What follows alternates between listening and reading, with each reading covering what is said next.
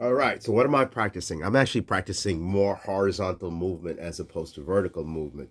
So one of the hardest things for me as a guitar player was learning to approach the guitar horizontally as opposed to vertically, because that's how we learn it. We learn guitar up and down basically when you first start playing goes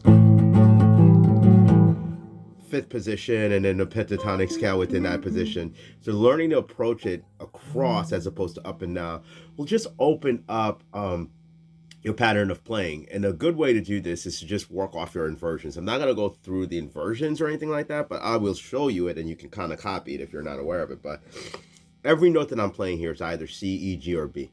So that's basic in some form of fashion. And all the inversion is it's ordered in a different manner. So in this case, the first one is I go, this is the G, this is the E, this is the B, and then this is the C, the root over here. Okay? That's what I start off with. Looks like this. My favorite, one of my favorite inversions, if not the. So every chord that I play here is a C major seventh of some sorts, or an inversion thereof. And then this one. And I got the C, E, G, B.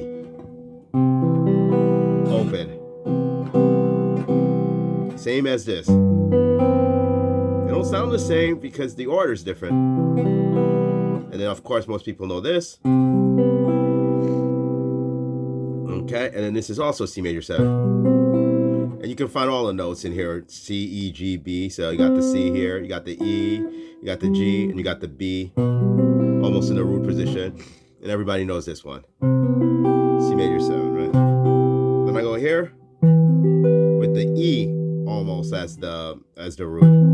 And then right here, which is basically where I started from.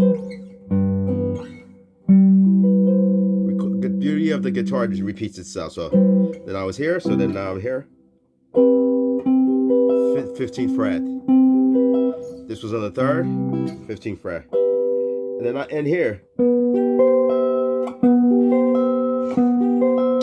You have to have pretty nimble fingers, and it's kind of hard to play notes up there. And you probably won't, but the main thing about it is just to get that movement of.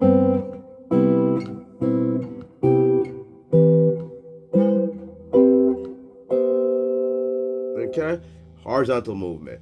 The other thing I'm practicing is I was actually practicing arpeggios, which is basically getting each individual notes as opposed to just,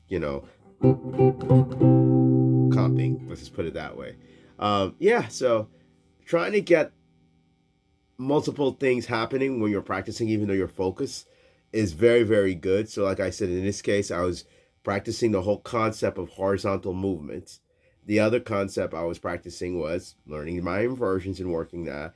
And the third thing I was practicing was arpeggios. I put that in. And I should mention, I was also doing something else.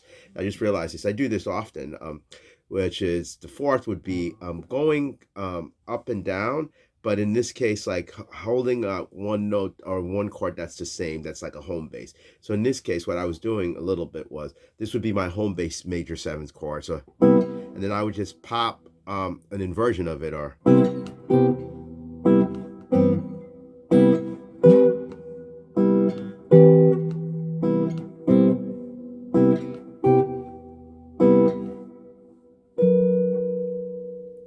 all right. So anyway, there you have it.